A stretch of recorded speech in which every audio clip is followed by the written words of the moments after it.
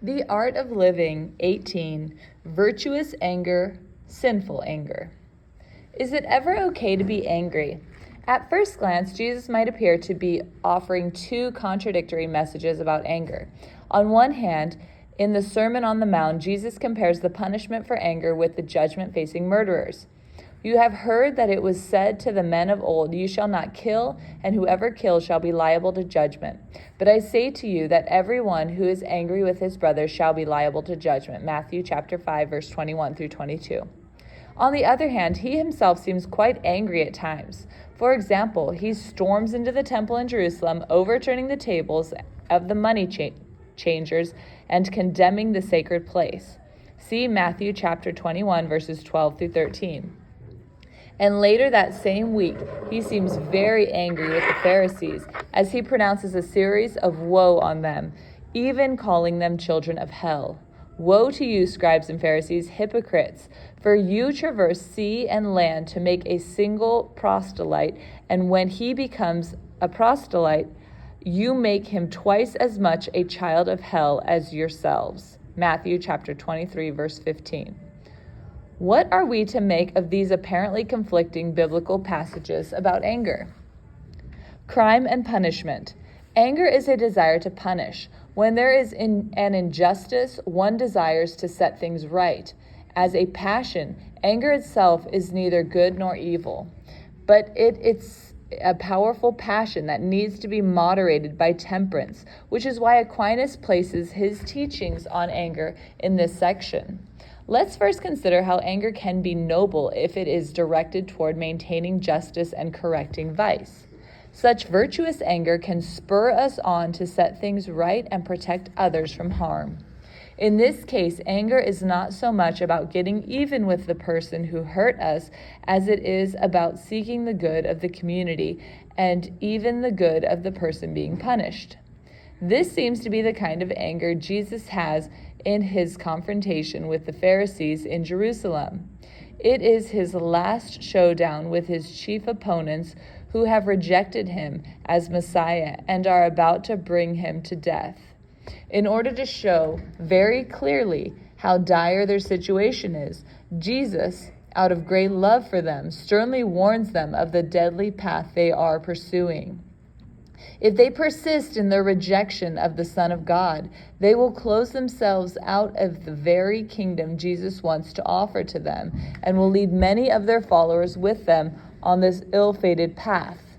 If Jesus did not truly love the Pharisees, he would not warn them of the eternal punishment toward which they are heading.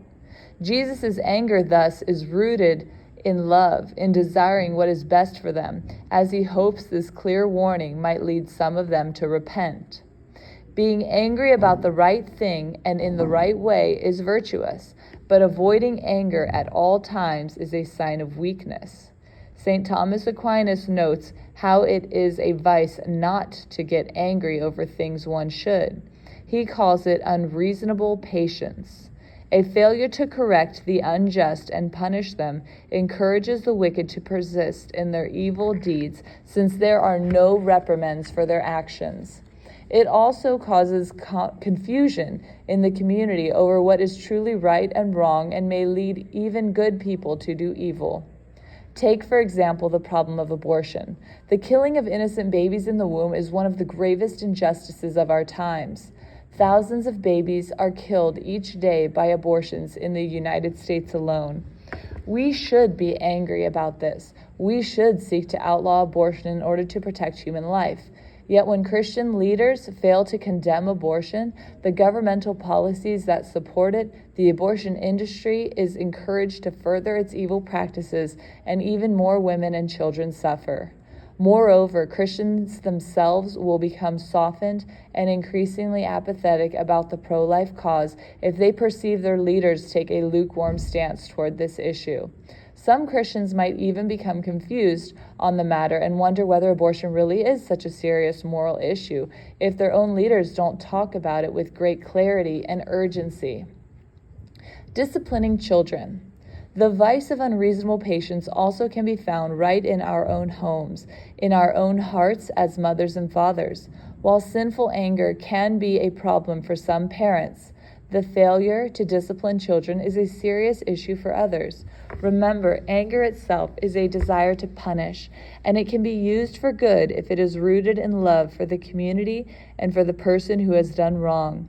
If it is seeking to maintain justice and to correct the vice of the wrongdoer. This is why parents sometimes need to punish their children when they are misbehaving. Such punishment, of course, should never flow out of frustration, selfishness, or rage, and it should always be done moderately. Most of all, it should be rooted in love. If a parent truly loves his children, he wants what is best for them, since to love is to will the good of another. If we really love our children, we must make discipline a top priority, since virtue and holiness are best for our children and will equip them for a happy life. Parents need to train them in the good habits of the virtuous life. This involves much education, encouragement, example, and prayer, to be sure, but it also entails discipline. Failure to discipline will have serious consequences for the children's future, for they will not be as equipped with the basic human skills, the virtues they need to navigate the challenges of life. If parents fail in disciplining their children, the children will be more prone to living according to their emotions and appetites. They will become slaves to their pleasures and fears and will not have the self-possession to direct their lives according to what is truly best. Dare to discipline? Why do parents fail to discipline their children? Some parents have good intentions but feel uncertain about how to discipline since they did not have good parenting models from their own upbringing. Some might be afraid that if they punish, their children will not like them. Others might even have a faulty view about punishment itself being unloving. Still, other parents might simply be lazy.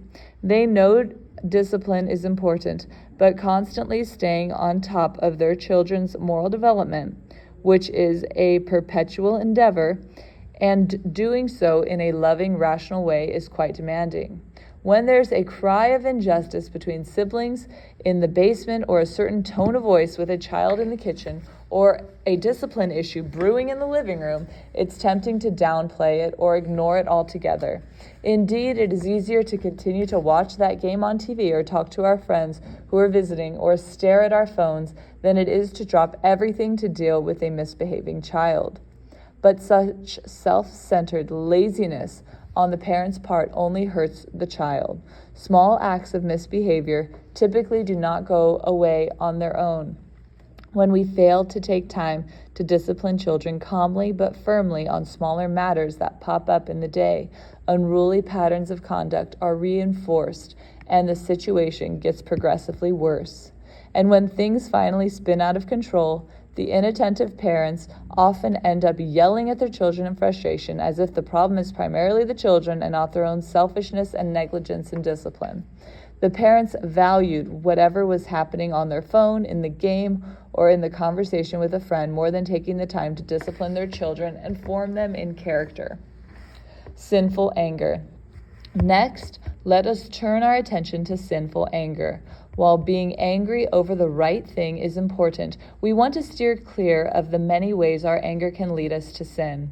According to Aquinas, anger is sinful in 3 ways. First, it's sinful when we are angry over the wrong things, over things that are not unjust and thus not worthy of punishment. Some examples: a procrastinating student who did not study enough and received a poor grade is angry at his teacher. A family member who is angry that you are not coming home for Thanksgiving dinner even though you are sick.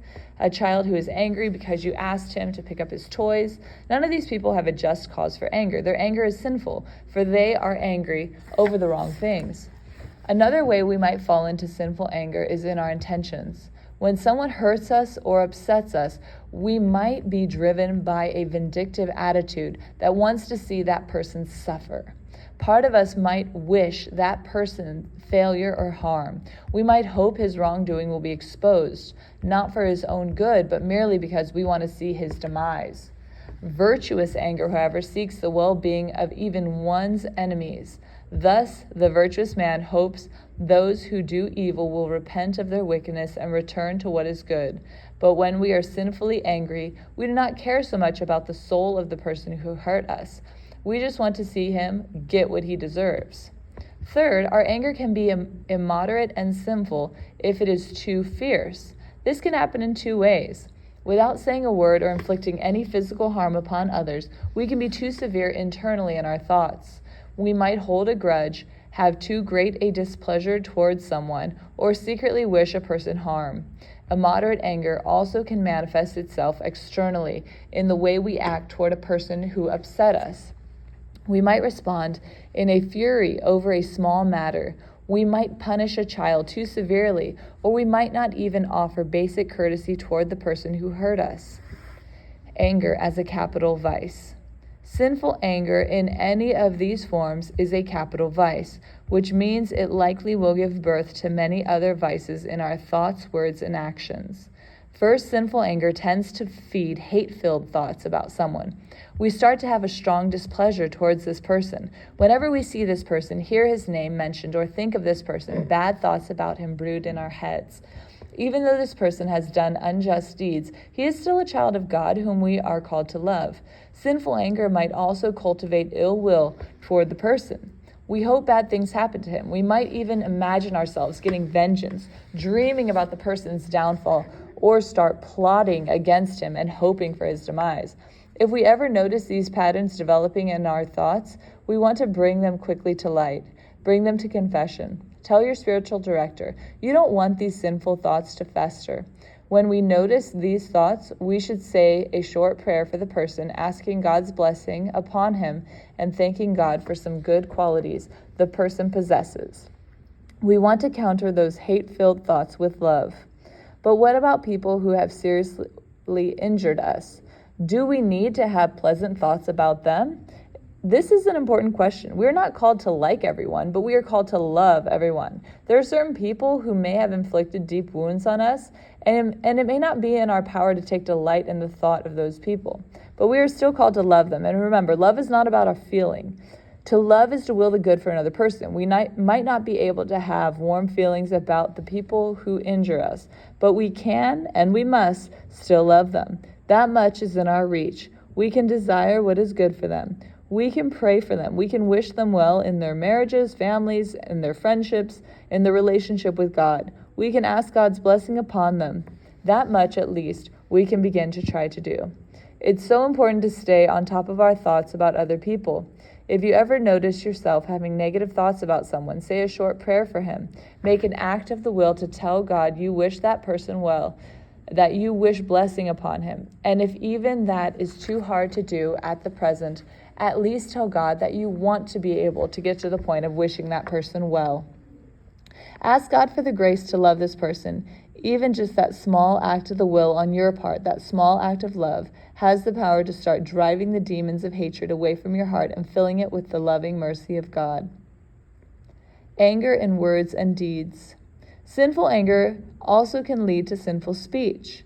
When we give in to sinful anger, we are more likely to speak injurious words against the person with whom we are angry. We might speak those words directly to him. We might be more argumentative with this person, regularly disagree with him, criticize him, or mock him. Or we might talk poorly about him behind his back. When he is not around, we might point out his faults, shoot down his reputation, and try to persuade others to think less of him. What's worse is when we use our words subtly to try to turn people against him. We don't directly criticize him, but we subtly mention his faults. We ask leading questions. We get people to wonder about his character. We do it all in a cunning way, hoping no one notices what we are trying to do. Finally, sinful anger can even lead us to commit injurious actions against the person. In a rage, we might physically harm someone, push him, slap him, or damage something dear to him. In sum, virtuous anger builds up the community by correcting vice, but sinful anger tears it down by hoping that people who hurt us will suffer. This seems to be the kind Jesus was condemning in the Sermon on the Mount, not the virtuous anger that seeks the rehabilitation of evildoers, the anger he had towards the Pharisees, but the vicious anger that hopes for and even works toward the harm of those whom we abhor. Meekness is the virtue that moderates the passion of anger. It keeps us from getting angry over the wrong things or getting too angry even over the right things. It helps us avoid falling into sinful anger. But meekness is not weakness. In fact, It takes tremendous inner strength sometimes to hold back the passion of anger, especially when someone has committed a serious injustice or has hurt you. When a child blatantly and repeatedly disobeys, when a colleague makes a mistake on a matter of great magnitude, when a dysfunctional family member places unreasonable demands on you, when someone wrongly blames you for something, when an employee makes a bad decision, when your teenager is rude and disrespectful. In those moments, the passion of anger may quickly rise, especially in the choleric temperament. It requires self-possession and inner strength to moderate those emotions. The weak man, however, is easily enraged. He quickly jumps to conclusions, assumes bad motives, and gets angry over the slightest cause. The weak man tends to be led by his passion of anger rather than reason. Instead of remaining level-headed, make sure the situation is assessed accurately and keeping his anger in check so that he can respond appropriately. The person of weak character gives in to those angry emotions. He is more likely to be angry when he shouldn't be, or lash out in a wrathful way that he is not proportionate to the injustice incurred. The virtue of meekness, however, keeps us from being controlled by our passion of anger. It enables us to temper our anger to ensure that we are angry over the right things and in the right way. Think of Jesus on the cross. The people he came to save rejected him, falsely accused him, condemned him to death, ridiculed him, mocked him, spat on him, tortured him, and crucified him.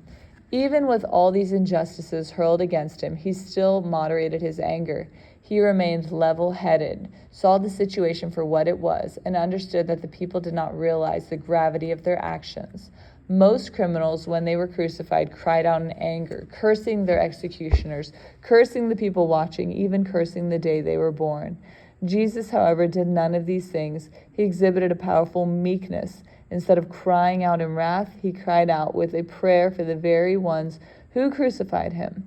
Father, forgive them, for they know not what they do. Luke chapter 23, verse 34.